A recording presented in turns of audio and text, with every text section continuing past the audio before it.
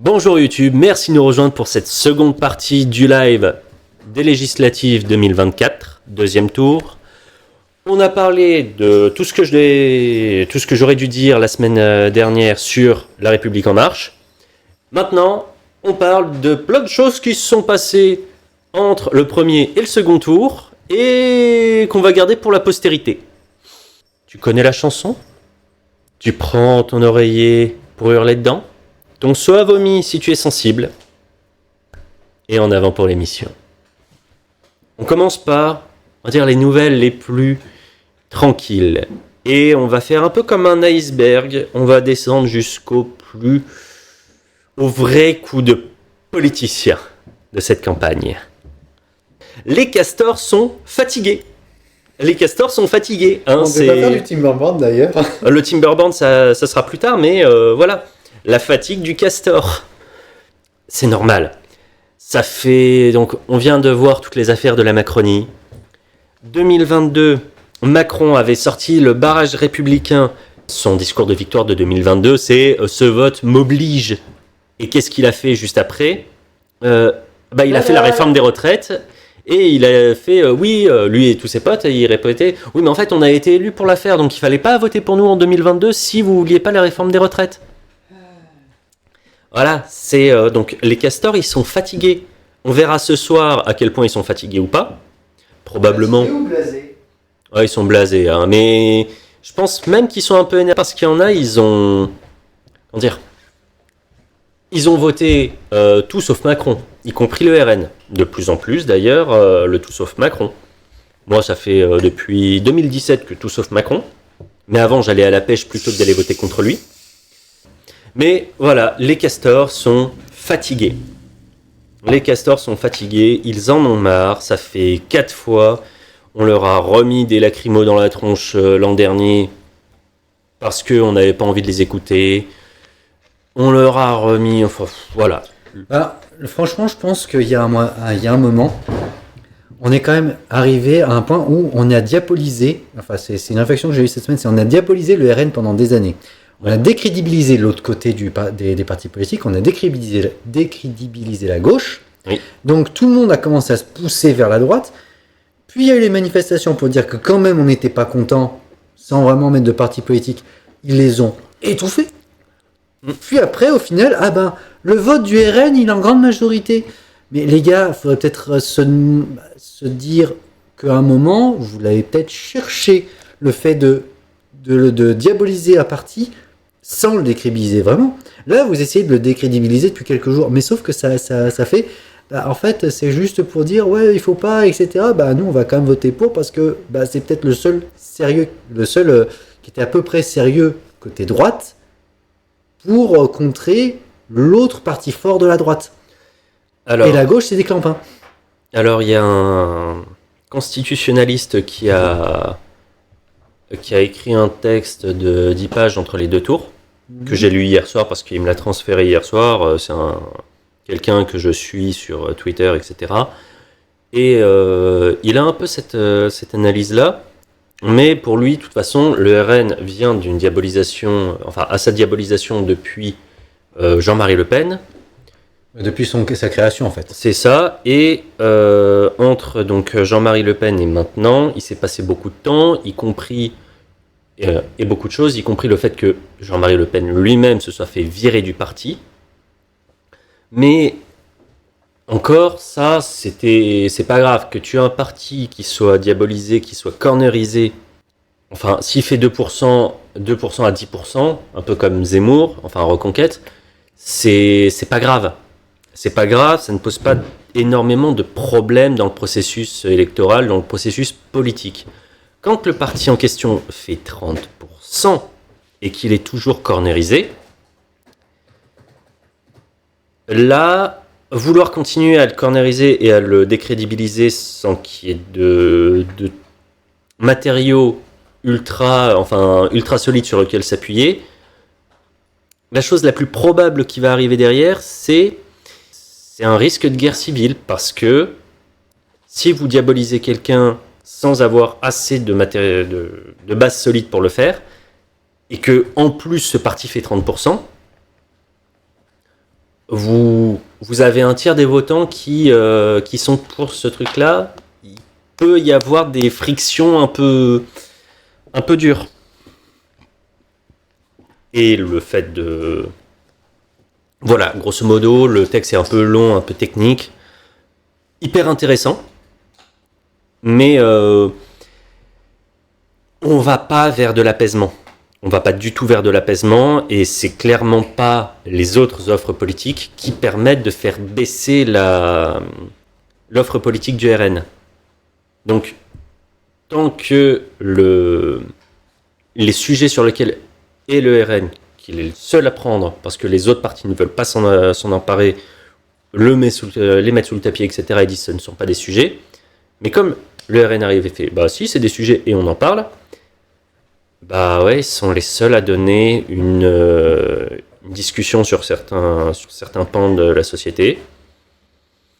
Bah vous n'allez pas le faire disparaître. Enfin, tant que les autres partis politiques prennent pas ces sujets à bras le corps et sérieusement, qu'ils les traitent par-dessus la jambe, qu'ils font de toute façon ça a été prouvé que c'était faux alors que non, il va jamais baisser le RN.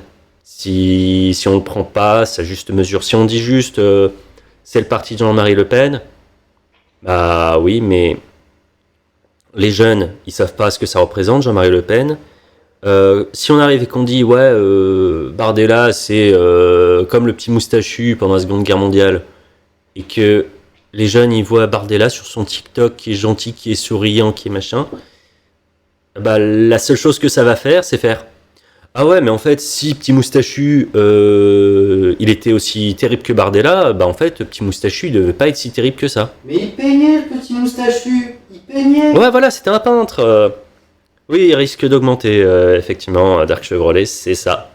Il va probablement encore continuer à augmenter, et augmenter, et augmenter. Et les castors, ils sont de plus en plus fatigués. Juste après les castors, on a la propagande, les fausses nouvelles. Il y avait une fausse nouvelle sur l'annulation des JO.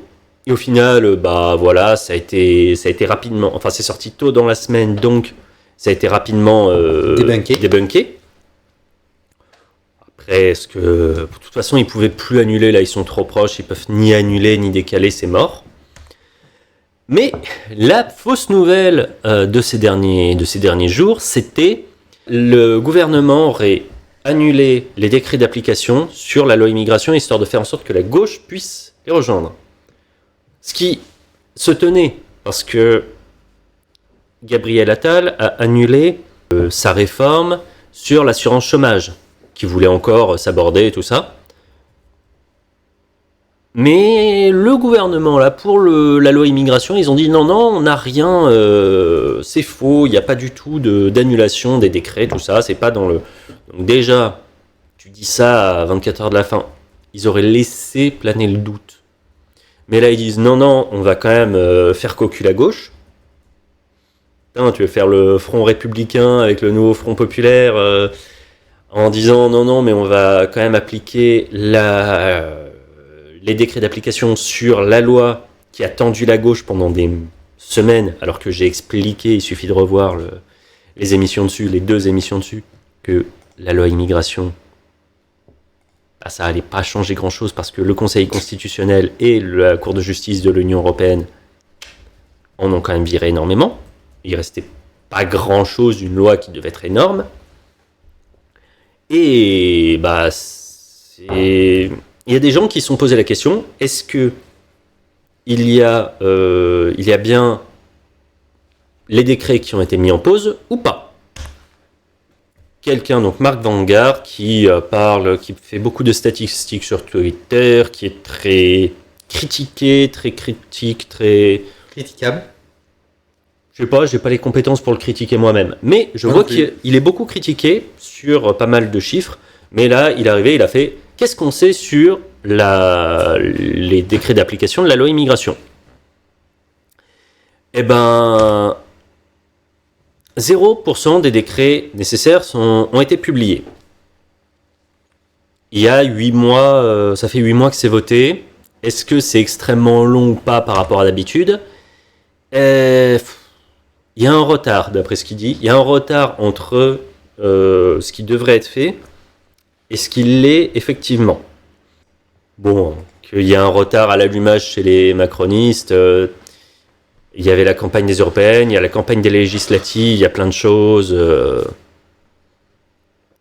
On peut comprendre que le calendrier soit pas respecté au poil de politiciens. Bref. Donc, les mesures devaient être publiées en avril et mai 2024, mais bon, c'est compréhensible que ce soit pas encore fait.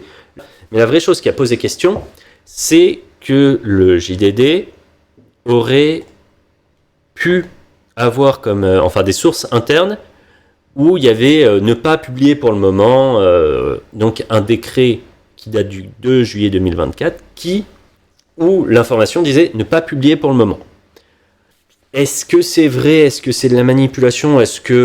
En tout cas, on peut noter que l'information est sortie 2 heures avant le silence électoral.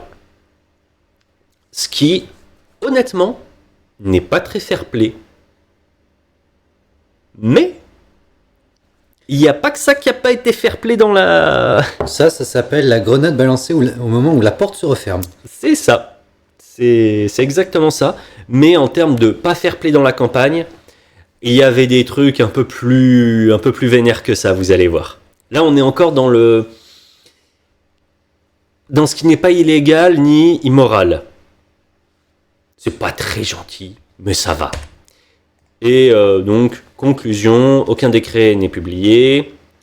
Le ministre de l'Intérieur lui-même balançait des fake news parce qu'il disait la loi est rentrée on a les premiers effets de la loi immigration alors que rien n'est appliqué. C'est quand même drôle voilà. Le JDD a des éléments, mais il n'y a rien qui pour l'instant confirme ce qu'ils ont pu trouver. Et aussi bien la gauche va réussir à faire plier Attal. Ils ont déjà fait ça sur pas mal de choses. Ils pourraient continuer, surtout que la loi immigration, c'est pas une volonté de Gabriel Attal, c'est une volonté de Gérald Darmanin. Et Gérald Darmanin, peut-être qu'il va se faire... On vérifiera ce soir ensemble s'il a gardé son siège ou pas. Et voilà. Et l'article du JDD, d'ailleurs, a énormément changé entre sa publication et maintenant. Donc... il y a probablement baleine sous gravillon. En autre truc, un peu de la campagne, qui est un peu bizarre. Il y a une candidate Nouveau Front Populaire à Paris qui s'est retirée d'une triangulaire.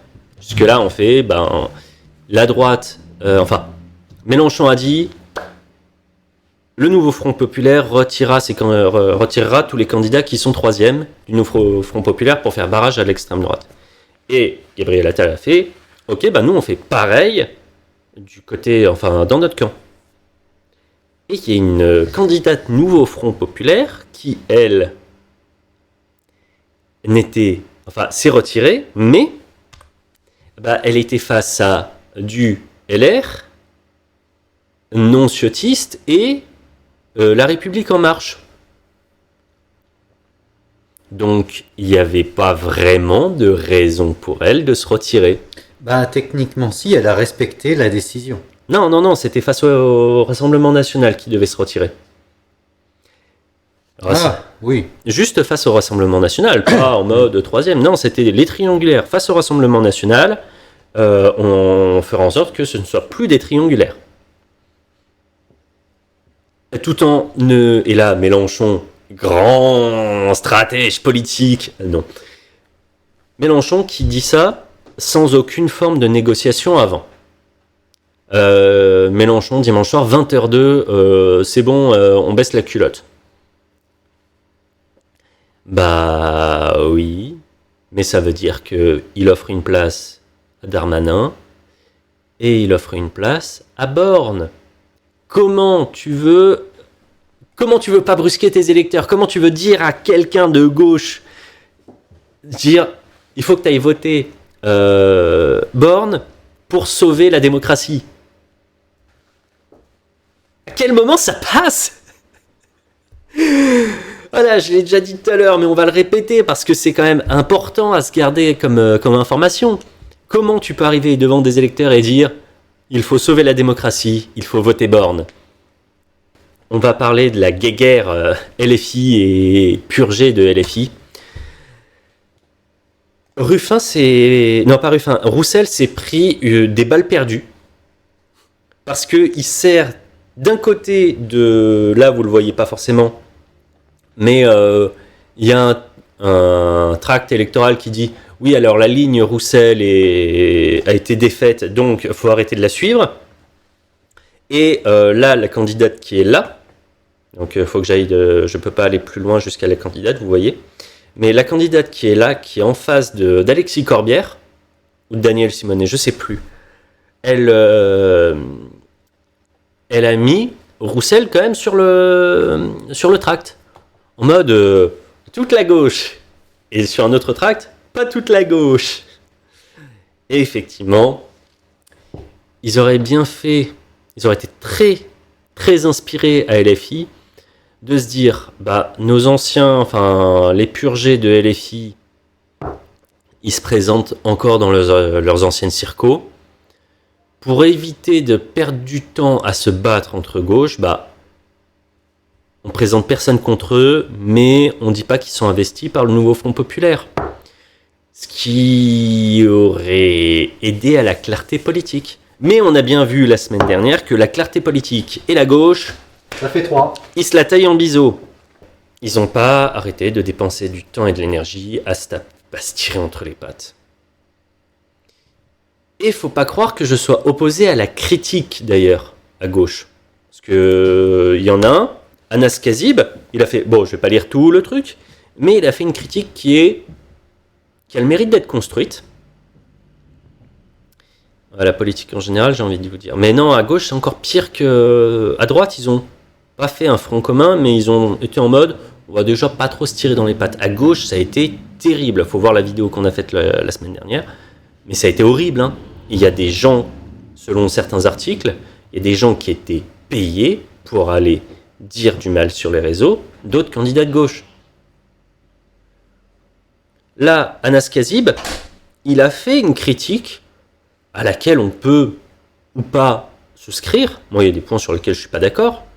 Mais elle est argumentée, elle n'est pas ordurière, et surtout, elle dit pas... elle dit il faut quand même faire front. Bon, il enterre le nouveau Front Populaire, mais et pourtant, Anas Kazib, je l'ai déjà critiqué plein de fois ici. Je suis pas un fan de ce qu'il fait d'habitude, mais là, pour le coup, ça va, et ça n'est pas quelque chose qui ruine l'idée. C'est pas quelque chose qui ruine le nouveau Front Populaire. Mais tous les autres sont à se tirer des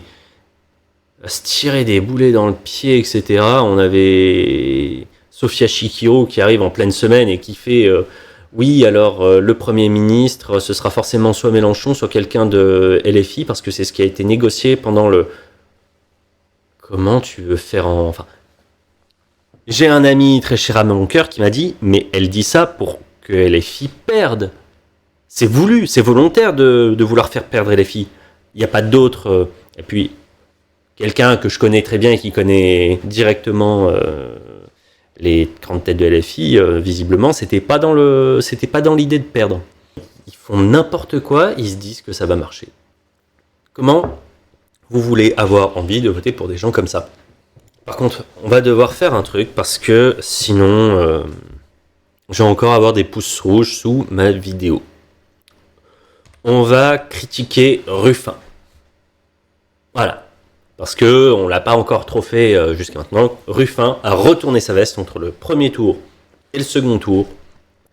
Et premier tour, il a fait un tract avec plein de photos de Mélenchon. Et second tour, je n'ai rien à voir avec Jean-Luc Mélenchon. Voilà, je ne siégerai pas avec le nouveau Front Populaire. Ruffin a trahi.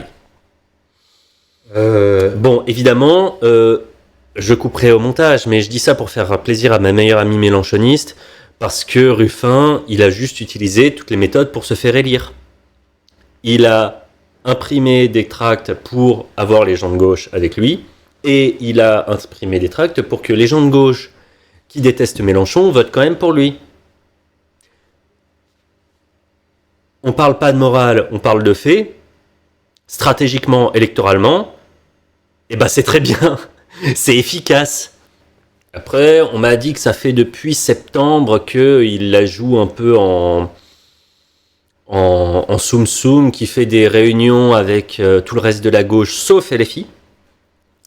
Donc voilà, il jouerait en solo, il épuise ses équipes. C'est pas comme si ça fait depuis 2017 que les gens à LFI essaient de lui planter des coups de surin dans le dos. Hein. Est-ce que ça s'appelle de la trahison ou juste arrêter d'être masochiste? Mais c'est un point sur lequel on n'est pas d'accord avec mes amis mélenchonistes. Et bon, de toute façon, on n'arrivera jamais à s'entendre. Vous connaissez les irréconciliables. Hein. Mais bon, en tout cas, stratégiquement, ça peut fonctionner. On parle de... On lui a jamais mis une douille à Quatennens, mais cette espèce de... Le mec est toujours à essayer de planter Ruffin dans le dos, depuis qu'on lui a dit qu'il fallait pas qu'il se représente député. Et qu'il a plus rien à faire de ses journées. Lui, pour le coup, comme il est au chômage, il met gratuitement des coups dans le dos de Ruffin. Non, ce qu'on disait tout à l'heure d'Action Relais, c'est qu'en fait, on parle de décrédibiliser la gauche parce que les casseroles qui sortent le plus souvent sont sur des hommes politiques de gauche. Les hommes politiques de droite, ils ont plutôt tendance à montrer une autre facette. Et puis surtout que, déjà à l'époque du PS, lorsque le PS était plus orienté à gauche, je crois que c'était les Coluche qui disaient que si le PS était une armée, avec autant de divisions, il gagnerait la guerre, un truc comme ça. Oh, oui, ça c'est une vieille blague. Hein. Et les écolos ont eu droit aussi à ça. Alors est-ce que Ruffin va finir au RN? Je pense pas. Non. Ruffin pourrait par contre finir chez les souverainistes. Avec George Kuzmanovic. Maintenant, George Kuzmanovic-Renard, qui était candidat aux européennes. Avec, dans une moindre possibilité, qui se rapproche de Pierre-Yves Rougeron, Cercle Aristote, et de très très loin, Philippot. Mais quand même, Philippot, il est dans un sale... il est enfermé dans une bulle et il ne pourra pas en ressortir, je pense. Mais, en plus, Ruffin et Kuzmanovic se connaissent déjà du front de gauche, donc ça peut se faire. Je pense honnêtement que si Ruffin doit partir et avoir une rupture franche avec la France Insoumise, il se rapprochera pas du PS, en tout cas on espère pour lui, parce que aller collaborer avec des conseillers de dictateurs, c'est à éviter. Glucksmann, c'est à toi que je pense. Ah oui, parce qu'il y a un gros dossier sur Glucksmann. Ah oui, Glucksmann, le sang sur les mains, il se fait un concours avec Jean-Marie Le Pen. Et sauf qu'il a peut-être pas donné les coups lui-même. Ah non, il n'a pas donné les coups lui-même, effectivement. Alors qu'il est probable que Jean-Marie, il ait accroché lui-même la gégène. Bref. Voilà, on va continuer. On va aller dans le plus sordide. YouTube, tu auras le vrai sordide de la campagne après. Twitch, on reste en ligne. Mais YouTube, tu vas devoir attendre un tout petit peu pour le vrai sordide de la campagne. Allez, tu partages, tu commentes, tu likes, tu fais monter le référencement, tu rejoins le Discord si tu as envie. Tu prends soin de toi, tu restes factieux. Et on se retrouve bientôt. Allez, ciao YouTube.